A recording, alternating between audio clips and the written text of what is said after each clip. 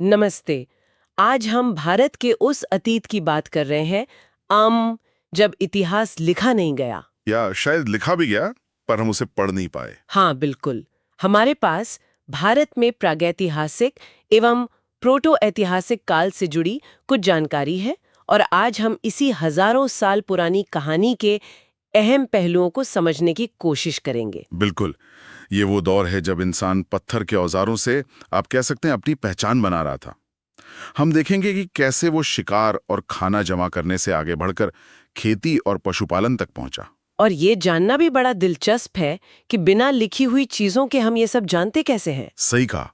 यहीं पर भारतीय पुरातत्व सर्वेक्षण यानी ASI जैसे संस्थानों का काम आता है और रॉबर्ट ब्रूस फूटकिप जैसे पुरातत्वविदों का भी, जिन्होंने ये सारे सुराग खोजे, उन्हें समझा। तो सबसे पहले ये शब्द समझ लेते हैं, प्रागैतिहासिक काल। हाँ, प्रागैतिहासिक मतलब वो समय जब लिखने का कोई रिवाज ही नहीं था, पूरा पाषाण युग। ठीक है।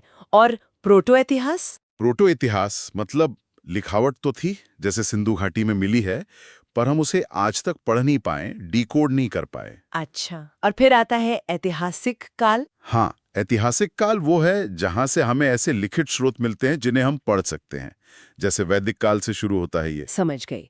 तो प्रागैतिहासिक काल यानी पाषाण युग, हाँ इसे औजारों के आधार पर बांटा गया है। बिल्कुल, 3 मुख्य हिस्से हैं, पुरा पाषाण, मध्य पाषाण और नवपाषाण।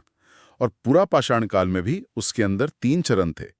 निम्न पुरा पाषाण, इसमें हाथ की कुल्हाड़ी, चॉपर जैसे औजार थे, सोहन घाटी, वदामुदरई जैसी जगहों से मिले हैं। अच्छा, काफी पुराने औजार हैं। हाँ, बहुत पुराने।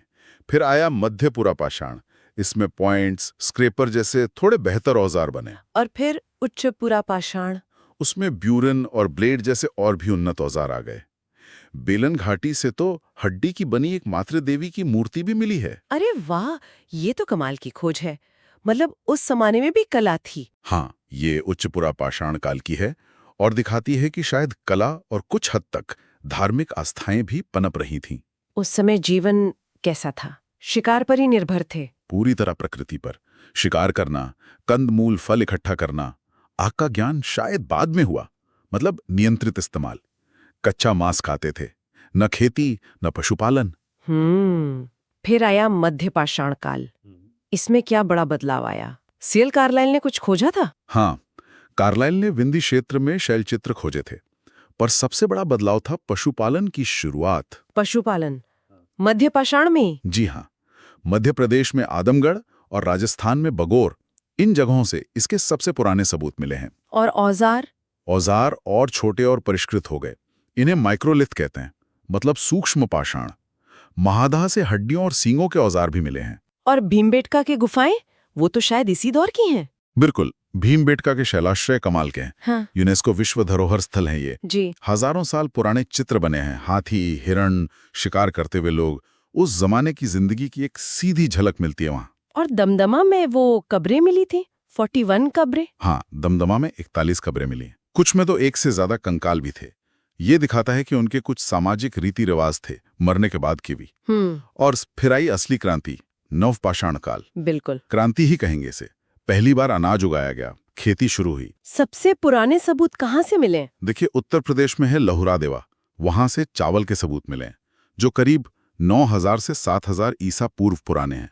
और बलूचिस्तान में मेहरगढ़ से गेहूं के लगभग 7000 ईसा पूर्व। अच्छा। मतलब भारत दुनिया के सबसे पुराने कृषि केंद्रों में से एक था। हाँ, ये खोजें यही बताती हैं। इसी समय में आग का नियमित इस्तेमाल शुरू हुआ। पहिया भी शायद इसी दौर में आया और इंसान एक जगह टिककर रहने लगा, गांव बसने लगे। हाँ, वो गड्ढे बनाकर रहते थे, जिन्हें गर्त आवास कहते हैं। और वहां कब्रों में मालिकों के साथ कुत्तों को भी दफनाया गया है। कुत्तों को भी? ये तो अनोखी बात है। हाँ, और बारहसिंगा की हड्डियां भी मिली हैं, कुछ खोपड़ियों में छेद भी मिले हैं। छेद? क्यों? उससे ट्रिपैनिंग कहते हैं। शायद कोई सर्जरी की कोशिश हो या कोई धार्मिक रीति रिवाज रहा हो, कहना मुश्किल है।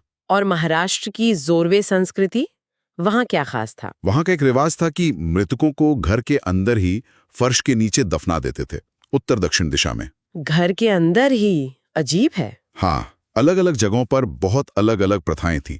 जैसे दक्षिण में संगन कल्लू में राख के बड़े बड़े ढेर मिले हैं। शायद वो चरवाहों के मौसमी पड़ाव थे जहां गोबर वगैरह इकट्ठा होकर जल गया। ठीक है। नवपाषाण के बाद क्या आया? इसके बाद इंसान ने धातु का इस्तेमाल सीखा, सबसे पहले तांबे का। तो शुरू हुआ ताम्रपाषाण काल। मतलब तांबा और पत्थर दोनों के औजार। बिल्कुल, पत्थर के औजार चलते रहे, लेकिन साथ में तांबे के औजार और हथियार भी बनने लगे। नवदातुली जैसी जगहों पर बड़ी बस्तियां मिली हैं, गोल और आयताकार घर मिले हैं। और वो गेरुए रंग के बर्तन, ओसीपी। हाँ, गेरुए रंग के मृद भांड। ओखर कलर्ड पॉटरी, ओसीपी, ये भी इसी ताम्रपाषाण काल की एक खास पहचान है। इन सब खोजों में भारतीय पुरातत्व सर्वेक्षण ASI का तो बहुत बड़ा हाथ रहा होगा। निश्चित रूप से 1871 में स्थापना ही थी इसकी। अलेक्जेंडर कनिंघम पहले महानिदेशक थे।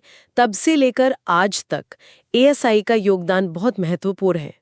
और भोपाल में जो राष्ट्रीय मानव संग्रहालय है, वो भी इन सबको सहेजने और दिखाने का बेहतरीन काम करता है। तो हमने देखा कि कैसे लाखों साल के सफर में इंसान ने पत्थर के औजारों से शुरुआत की। हाँ, फिर धीरे धीरे आग पर काबू पाया, पशु पालना सीखा, खेती करना सीखा। और फिर बस्तियां बसाईं, गांव बने और धीरे धीरे समाज और रीति रिवाज विकसित हुए।